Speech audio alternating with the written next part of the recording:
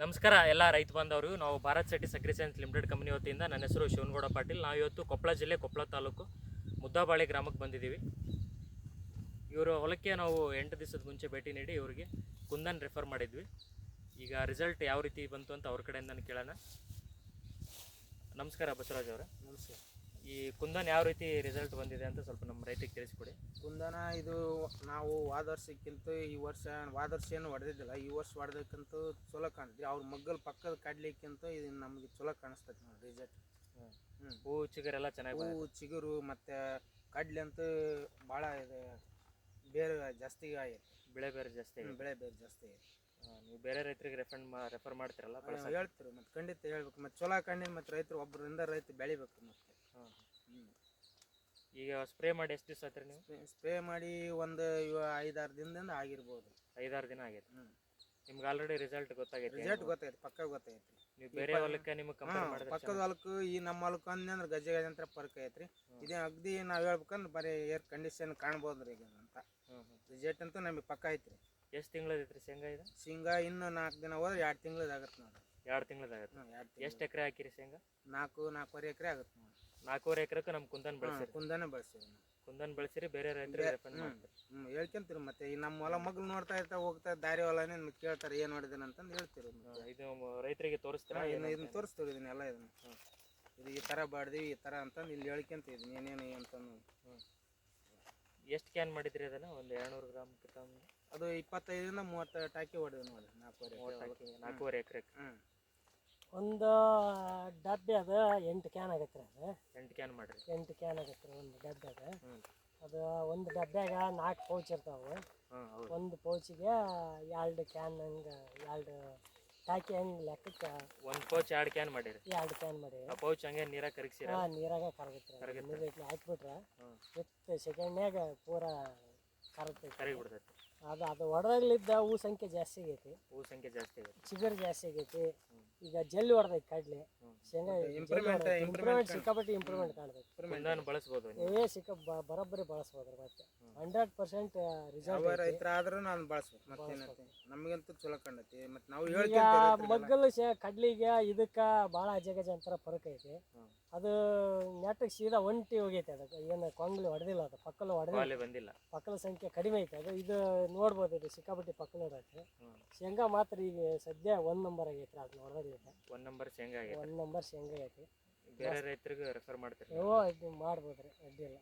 ರೈತರೇ ನೀವು ಗಮನಿಸ್ಬೋದು, ಬಸವರಾಜ್ ಅವರು ಹಾಗೂ ಶರಣಪ್ಪ ಅವರು ಹೇಳಿದರು, ಈ ಕುಂದನ್ನ ಅವರು ಒಂದು 4 ಎಕರೆಗೆ ಬೆಳೆಸಿದ್ದಾರೆ. ಅದು ನೀವು ಬಿತ್ತಿ 1ರಿಂದ 25 ದಿವಸದ ಒಳಗಡೆ ಬಳಸಿದರೆ ಬಿಳಿ ಬೇರುಗಳ ಸಂಖ್ಯೆ ಹಾಗೂ ದ್ವಿತೀಯ ಬೇರುಗಳ ಸಂಖ್ಯೆ ಹೆಚ್ಚಾಗುತ್ತೆ. 25 ದಿವಸದ ನಂತರ 45 ದಿವಸದ ಒಳಗಡೆ ಏನಾದರೂ ಬಳಸಿದರೆ ಏನು ಸಣ್ಣ ಮೊಗ್ಗು ಇರುತ್ತೆ, ಆ ಹೂಗಳ ಸಂಖ್ಯೆ ಜಾಸ್ತಿ ಆಗುತ್ತೆ. ಮತ್ತು ಏನು ಎಳೆಕಾಯಿ ಚಿಕ್ಕದಾಗಿ ಕಾಳು ಕಟ್ತಾ ಇರುತ್ತೆ, ಆ ಕಾಳು ಸಂಖ್ಯೆ, ಕಾಳಿನ ತೂಕ ಬರಲು ಸಹ, ಕಾಳು ಕಟ್ಕೊಳ್ಳೋಕ್ಕೂ ಸಹ ಇದು ಕೆಲಸ ಮಾಡುತ್ತೆ. 3 ರೀತಿಯಾಗಿ ಇದು ಕೆಲಸ ಮಾಡುತ್ತೆ.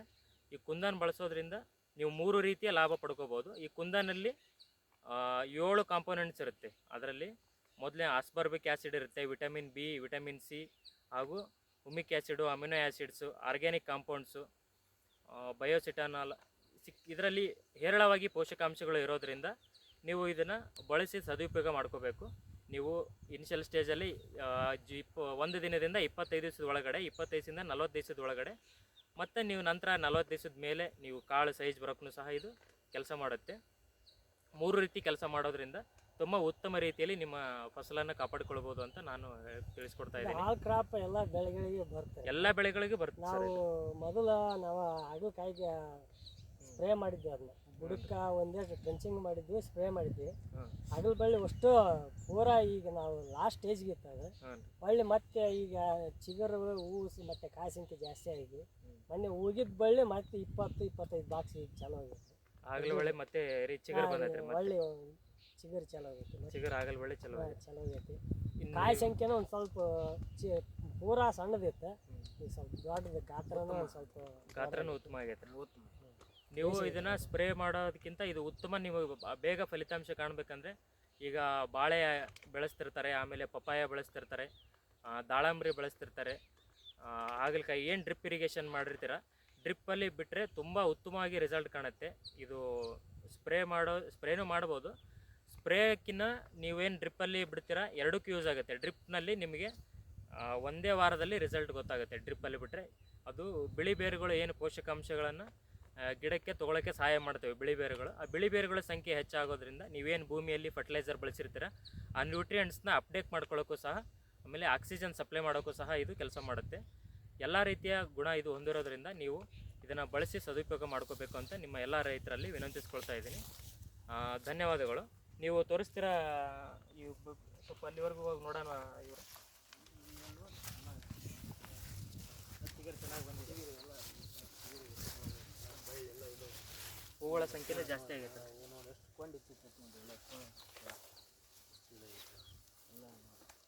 ಇದು ಆಲ್ರೆಡಿ ಹೂ ಮುಗಿಯಕ್ಕೆ ಬಂದಿದೆ. ಆಲ್ರೆಡಿ 2 ತಿಂಗಳದ್ದಿದೆ. 2 ತಿಂಗಳ ಇದ್ಮೇಲೆ ಇದು ಹೂಗಳ ಸಂಖ್ಯೆ ಜಾಸ್ತಿ ಆಗಿ ಏನು ಎಳೆ ಕಾಳುಗಳಿರುತ್ತೆ ಆ ಕಾಳುಗಳ ಸಂಖ್ಯೆನೂ ಇದು ತೂಕ ಹೆಚ್ಚಾಗೋಕ್ಕೆ ಕೆಲಸ ಮಾಡುತ್ತೆ. ತುಂಬ ಚೆನ್ನಾಗಿ ಬಂದಿದೆ. ಎಲ್ಲ ರೈತರು ಇದನ್ನು ಬಳಸಿ ಸದುಪಯೋಗ ಮಾಡ್ಕೊಳ್ಳಿ ಅಂತ ವಿನಂತಿಸ್ಕೊಳ್ತಾ ಇದ್ದೀನಿ. ನಮಸ್ಕಾರ. ಮುಂದಿನ ವಿಡಿಯೋದಲ್ಲಿ ಸಿಗೋಣ. ಜೈ ಜವಾನ್ ಜೈ ಕಿಸಾನ್.